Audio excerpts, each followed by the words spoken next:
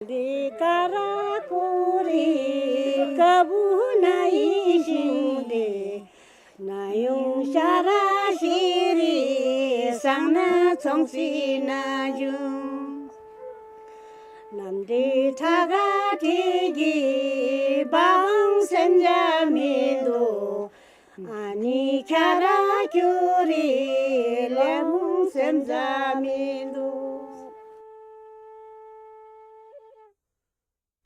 नमस्कार, हमारे कार्यक्रम गांव यात्रा में आप सभी का स्वागत है। मैं हूं पुनीता। दर्शकों, उत्तराखंड एक ऐसा राज्य है जिसकी वादियों की नैसर्गिक खूबसूरती की बात ही निराली है। हिमालय, झील, झरने और तालों के मनोरम दृश्य से सराबोर देवताओं की ये भूमि आज बड़े पैमाने पर पर्यटकों को अपनी ओर आकर्षित कर रही है। इसी सुंदरता को महसूस करने के लिए गांव यात्रा के आज के सफर पर हम चलते हैं हर्षिल घाटी की जनजातीय ग्राम सभा बगोरी की ओर। उत्तराखंड राज्य की खूबसूरती और सांस्कृतिक सभ्यता का परिचय देता है उत्तरकाशी जिले का सुदूरवर्ती गांव बगोरी, जिसको जानने और इसकी झलक आप तक पहुंचाने के लिए हम निकल पड़े गांव यात्रा के हमारे आज के सफर की ओर। राजधानी देहरादून से मसूरी के रास्ते हमने उत्तरकाशी जिले का रुख किया। जैसे जैसे हम सीमांत गांव बगोरी के नजदीक पहुंच रहे थे, हरियाली और शुद्ध आबो हवा हमें भीतर तक सुकून पहुंचाने लगी।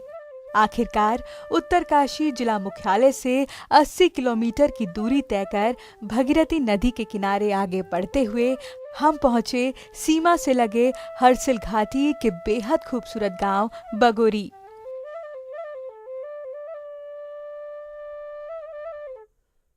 हर्षिल से लगभग 1 किलोमीटर की दूरी पर स्थित इस गांव में जाड़ भोटिया जनजाति समूह के परिवार निवास करते हैं।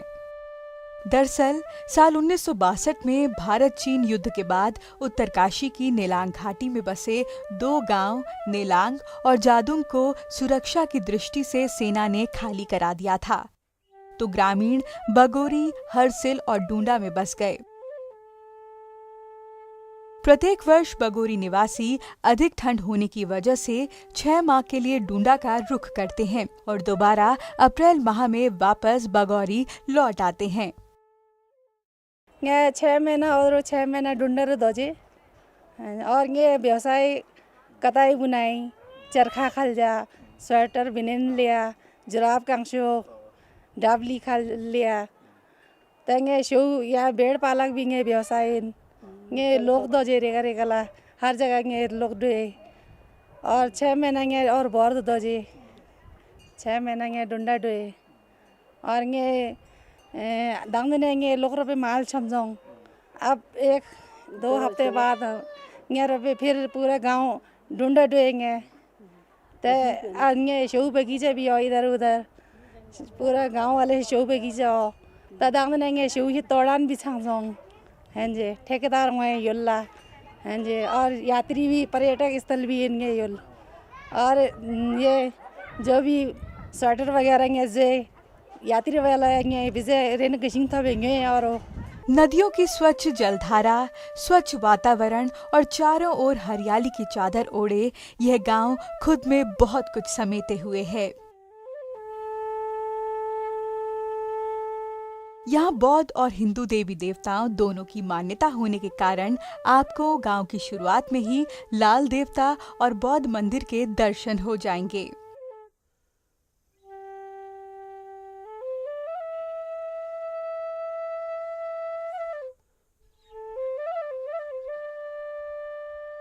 गांव में चौड़े पत्थरों से बने रास्तों में ही स्वच्छता की झलक दिखने लगती है। हम आगे बढ़ते गए तो गांव में मकानों की फेरिस्त शुरू होते ही हर घर में निर्मित शौचालय नजर आया।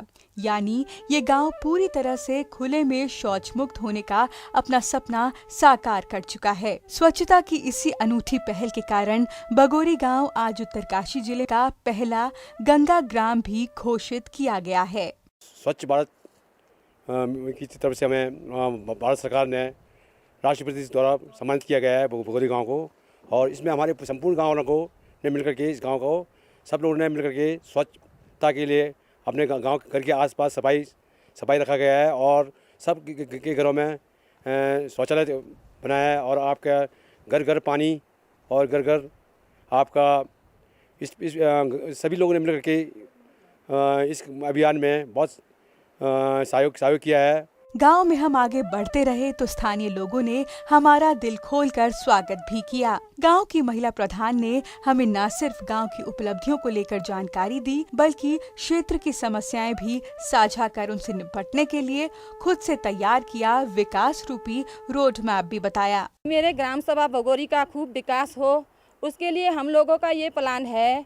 जो यहाँ पे पंचायत भवन है हमारा, उसको हम लोग एक म्यूजियम के रूप में बदलना चाहते हैं, जिसमें कि जो ये हमारी जनजाति की जो कल्चर है वो ख़त्म ना हो। इससे क्या होगा, हमें ये फ़ायदा होगा, जो बाहर से पर्यटक लोग आते हैं, वो लोग हमारे जो जनजाति की धरोहर है उनको समझे और उससे हमारे लिए रोज़गार के रूप में एक रोज़गार प्राप्त हो।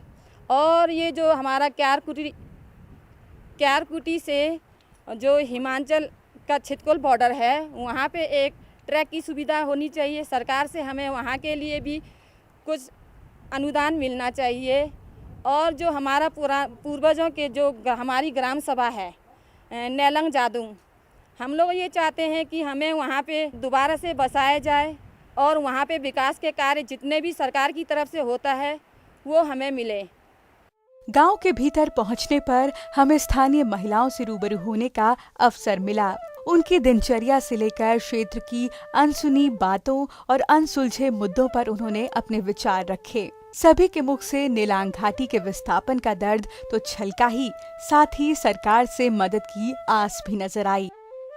नेलांग और जादुंग से दूर हुए भले ही ग्रामीणों को कई दशक बीत गए हों, लेकिन अपनी माटी की सौंधी सी खुशबू उन्हें आज भी याद आती है।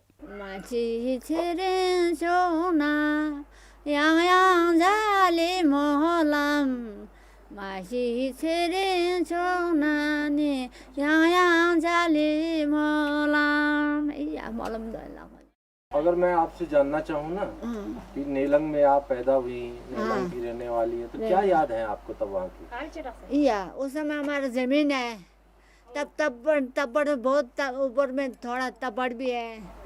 या अब क्या करना बेटा, तो ये शो पाँच पदम ये पेड़। कितने साल की थी तब आप?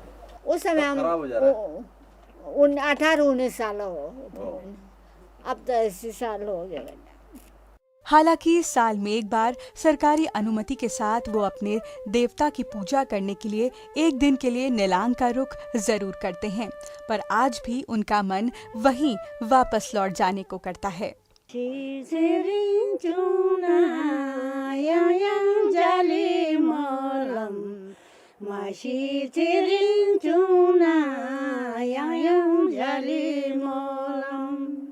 Warang kendi zambu palem lamu katin, warang kendi zambu palem lamu katin. Sangna chongsi ashinga devgan medalusha, sangna chongsi shinga devgan medalusha.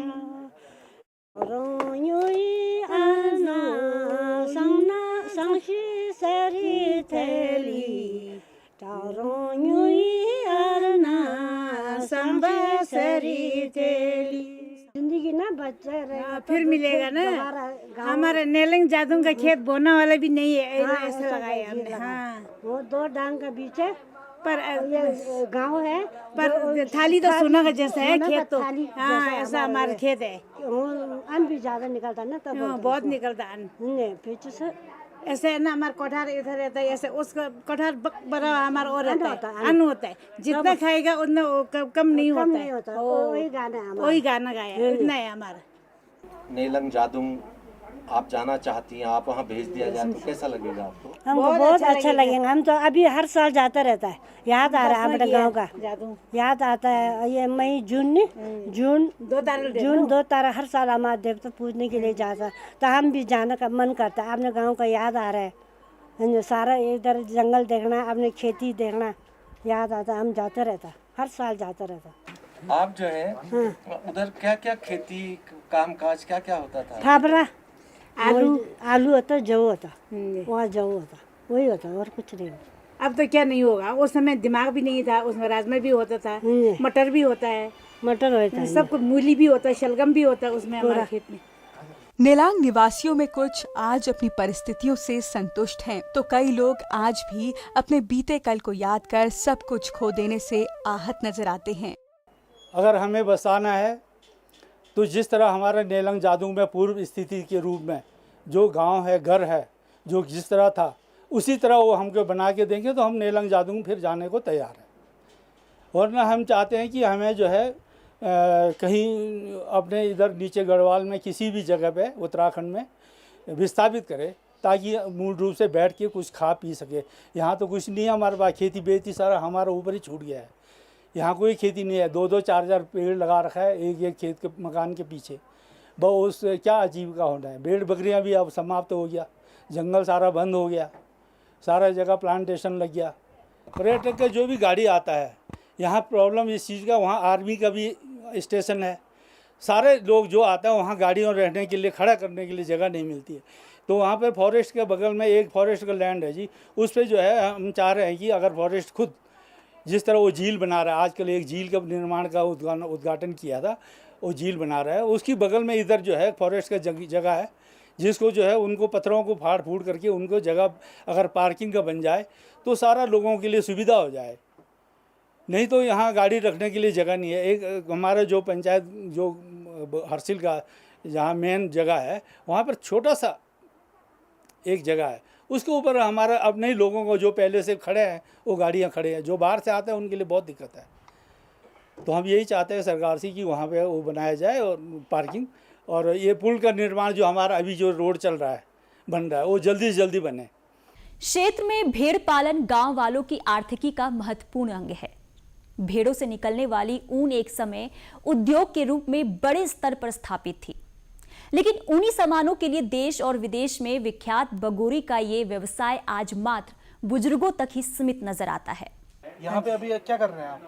ये ऊन का कबाड़ छांटे है, ये पेड़ का लगता है नहीं, जंगल में कबाड़ा लग जाता है, फिर इसको छांटना है पहले ऐसे करके, फिर धुलना है, फिर काटिंग करना है, फिर उसको सूत बनाना है, फिर स्वेटर बनाना है, पंखी बनाने, कपड़ा कोट का बेंडी बनाने, तो उसको करके बुनाई देना है, फिर बुन बन के फिर बेचना है, फिर उसको पैसा आता है तब खाते हैं हम लोग। खेती हमारे पास है नहीं है, सब ऐसी है, इसके पीछे खा रहे हैं।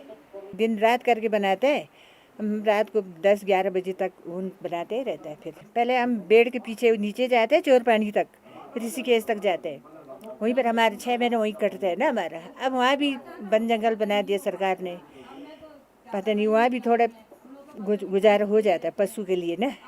नेमू दौड़ी लाख बे जैसा भी लोग तो लाख टोले नो तंगे नेमू पाल भी आगे अदम रेंथ में नो, जैसा नेमू दौड़ेंगे जो नो ओदिला रेंथ में नो, न्यान भी कम दो, सरकार भी सबले बे में नो न्याय में नो तंगे ऐसे ओदिन खाएंगे गुजारे चले ना। लोग ला रेगल भी जगह जगह बन जंगल संगलो दोसा था में ना, तो लोग कार से ये कार है ना दोना भी में ना लाखों या लाखनी ओदी बे ओदी दिन आगे सरकार खोरे नहीं मिलो के रेन अदम था मिलो, जैसे ये लाखा अदम चिंगे रेन था मिलो गेला लाखन ये बनें जो शांग भी ये गौर लिया ला, तो बनें ला एक हजार तंग जो था मिलो तंग जो तो जैसे शांग भी ये लगा मंगा भी तो ऐसे मेरे डैडी भी आगे से भी तो डैडी सिंगल डैडी भी पढ़ने नहीं मिलो। बगोरी के ग्रामीणों का कहना है कि पहले भेड़ पालन और ऊन उद्योग के लिए उद्योग विभाग और खादी ग्राम उद्योग की तरफ से ऊन खरीदी जाती थी, लेकिन आज किसी प्रकार का प्रोत्साहन इस उद्योग को बढ़ावा देने के लिए नहीं किया जा रहा है। साथ ही गांव में कई बार बाढ़ आने के कारण उनकी आजीविका के दूसरे विकल्पों खेती और बागवानी को भारी नुकसान पहुंचा है। भेड़ पालक भी हमारा यहाँ व्यवसाय है, तो भेड़ पालक वालों का यहाँ जो भी व्यवसाय है ऊन है, ऊन खरीदारी तो सरकार लेते नहीं, ऊन का डंप लग जाता है। सरकार भेड़ पालने के लिए तो देते हैं, बोलते हैं ऊन निकालो भेड़ पालक करो, ऊन निकलता है इतना छोटा छोटा ऊन में, और जब सरकार की खरीदारी होती है तो ऊन उनको इतना लंबा चाहिए, तो इतना लंबा कैसे हो? जब भेड़ के पालक में ऊन इतना छोटा वाला देते हो, मिंडा में ऊन इतना छोटा देते हो, और मांगते हैं, जब खरीदारी होती है ऊन लम्बा मांगते हो, तो लम्बा हम कहाँ से लाए हैं। और ऊपर से जो हमारा व्यवसाय ये कटाई बुनाई है जनजाति में, ये बजट है, इसमें हम काम करते हैं, दिन रात काम, मेहनत बहुत लगती है इसमें, दिन रात काम करके तब महीने में 1-2 स्वेटर बना पाते हम। और ये इसकी खरीदारी सरकार पहले हमारे यहाँ डुंडा में साल भर में उद्योग विभाग में ये सामान पूरा उठाया जाता था सरकार द्वारा, ये सामान सरकार द्वारा उठाया जाता था, ठीक, हमें रेट भी अच्छी मिलती थी। अब मतलब 8-10-15 साल हो गए, सरकार ने उठानी बंद कर दी और ये सामान हमारा ऐसे ही रहता छूटा हुआ, और जो ठेकेदार आते हैं वो कम पैसे में ले जाते हैं उठा के, हमें इसका अच्छी रेट नहीं मिल पाती है कटाई बुनाई की। ऊपर से जो भी ये अगर ये सामान सरकार उठा ले तो हमें थोड़ा रेट भी अच्छा मिलेगा। भेड़ पालन और ऊन के साथ ही ये क्षेत्र अपनी सेब की पैदावार के लिए सुप्रसिद्ध है। दरअसल हर्सिल और इसके आसपास के गांव में सेब की एक विशिष्ट प्रजाति पाई जाती है जिसे विल्सन सेब कहा जाता है। ब्रिटिश भारत में फेडरिक ई विल्सन नाम के एक अंग्रेज ईस्ट इंडिया कंपनी के कर्मचारी के रूप में भारत आए तो घूमने के लिए वो हर्सिल घाटी पहुंचे। इस घाटी के मोह में वो ऐसे बंधे कि नौकरी छोड़कर उन्होंने यहीं बसने का फैसला कर लिया। विल्सन ने हर्सिल में ही अपने लिए देवदार की लकड़ी से शानदार बंगला बनाया जो आज हर्सिल में वन विश्राम गृह के रूप में अपने मूल स्वरूप में मौजूद है। कहा जाता है कि विल्सन यहाँ पर ब्रिटेन से सेब की खास प्रजाति के पौधे लेकर आए। इन्हीं पेड़ों के सेब आज स्वादिष्ट विल्सन सेब के नाम से पहचाने जाते हैं। तब से आज तक स्थानीय लोग सेब उत्पादन तो कर रहे हैं, लेकिन वो चाहते हैं कि उनकी सेब की पैदावार को बढ़ाने के लिए उन्हें समय समय पर सही जानकारी, ट्रेनिंग और सरकारी सहायता भी प्रदान की जाए। सेब उद्यान में दवाई तो आता है और कम मात्रा में आता है, वो क्या होगा, दवाई कुछ नहीं हो रहा, सेब सब खराब हो जाता है हमारा। अब प्राइवेट लेना तो महंगा भी है, फिर कभी आता है नहीं, फिर जानकारी भी नहीं है। एक टीम ऐसा बना दो कि हमारे लिए सेब का जानकारी हो, ज़मीन का मिट्टी का जानकारी हो, तब जाके हमारे सेब का विकास होगा। फिर पत्तियों में कीड़ा बढ़ जा रहा है, सेब में दाग हो जा रहा है, फिर हम लोग 1 महीने का मेहनत, जब अक्टूबर लगे तो सेब ऐसा रहेगा तो हम क्या बेचें। हर्सिल घाटी का बगोरी गांव पर्यटकों को अपनी ओर आकर्षित करता है। बावजूद इसके यहाँ पर होमस्टे की योजना से कोई भी अभी तक लाभान्वित नहीं हुआ है। अभी 2 साल पहले सरकार ने 2 ग्राम सभा बगोरी और बंगेली पर्यटन ग्राम घोषित किया है और हमने भी उम्मीद लगाई कि शायद हर्सिल में ये होम स्टे काम अच्छा चलेगा, यहाँ के लोकेशन और व्यू भी बहुत अच्छा है। तो मैंने 2 फाइल अप्लाई किया था, एक बांझे के नाम से, एक अपने नाम से। तो उत्तरकाशी में लीड बैंक के अधिकारी हैं, OTM साहब और ये जितने भी लोग हैं, उन्होंने फिर इंटरव्यू लिया, उसमें से मेरा वाला फाइल उन्होंने सैंक्शन कर दिया। फिर वो फाइल को हमने हर्सिल पिन भी भेजा। तो कोविड-19 के चक्कर से उन्होंने बोला कि आपका काम अभी नहीं हो सकता है, यहाँ गाड़ी ट्रैफिक के सामान लाने में दिक्कत होगा। तो हमने कोई ऐसा कुछ लिख के नहीं दिया था, उन्होंने फाइल वापस भेज दिया। फिर मैं उत्तरकाशी गया पर्यटन ऑफिस, तो उन्होंने कहा आप रिटर्न में दे दो, आपका फाइल हम वापस हर्सिल ब्रांच में भेज देंगे। फिर हर्सिल ब्रांच से मिले तो उन्होंने कहा कि ये लोन तो TT से सैंक्शन हो गया, यहाँ से नहीं होगा, हमारे स्तर में नहीं होगा। तो अभी तक उसका कोई जवाब नहीं आया। ये होम स्टे सरकार जहाँ एक ओर जो है पर्यटन को बढ़ावा दे रही है और दूसरी ओर जो लोग जो है पर्यटन से जुड़ना चाहते हैं उनके लिए जो है प्रक्रिया बहुत जटिल है, जटिलतापूर्व जो है समस्याओं से जो है उन्हें गुजरना पड़ता है। और मैं एक समस्या ये नेलंग जादू के बारे में भी जो है आपके सामने रखना चाहूँगा।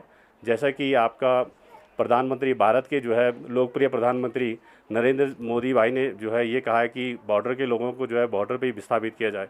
हम लोग जो है आज़ाद 62 की लड़ाई के पश्चात यहीं पर जो है कभी डूंडा, कभी जो है बगोरी, यहाँ पर जो है अपना आजीविका के लिए जो है बहुत कठिन प्रयास से जो है जूझ रहे हैं।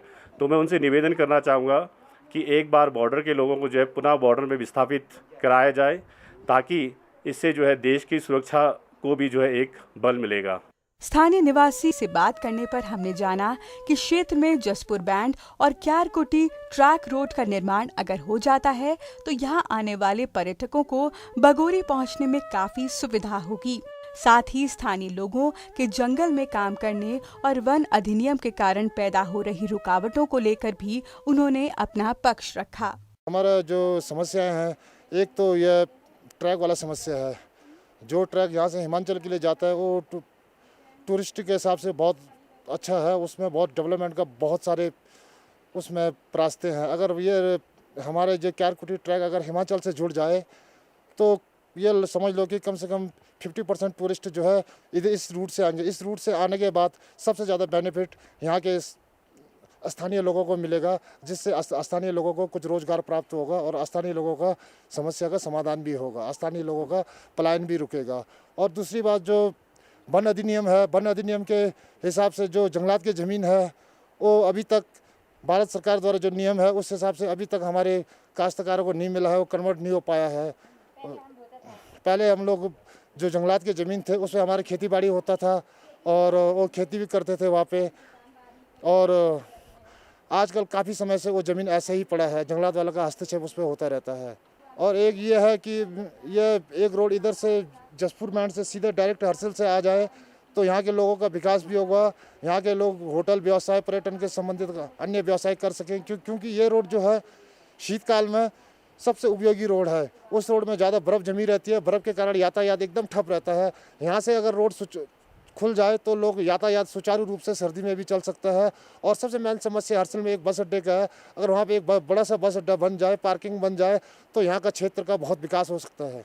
संयोगवश इस बीच उत्तरकाशी के जिलाधिकारी भी बगोरी के दौरे पर गांव पहुंचे। हमने उनसे मुलाकात कर स्थानीय समस्याओं को और भी करीब से समझने का प्रयास किया, पर उनके पास शायद हमारे लिए समय नहीं था।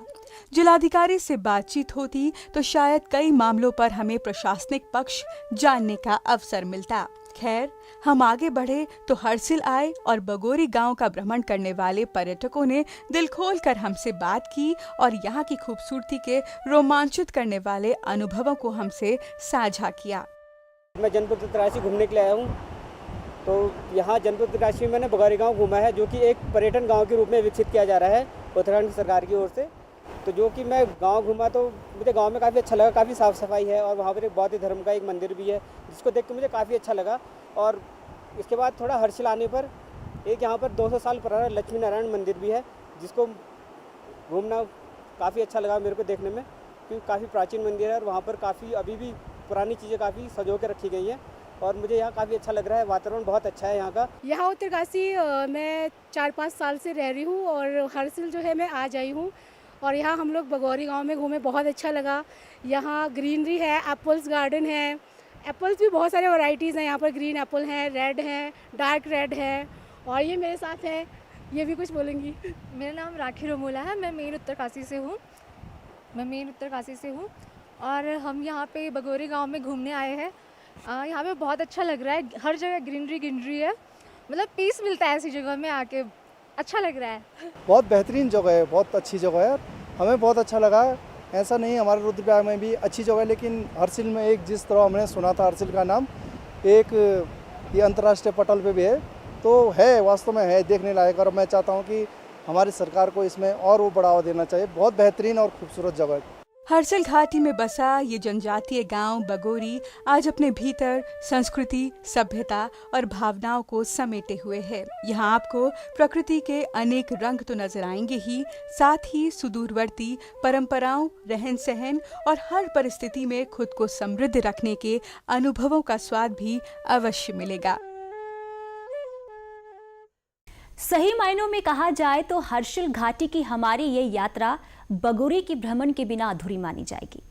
आप भी हमारी तरह बगोरी और यहाँ के लोगों को करीब से जानने के लिए प्रदेश के इस छोर का दौरा जरूर करिए। फिलहाल हमें दीजिए इजाजत। नमस्कार।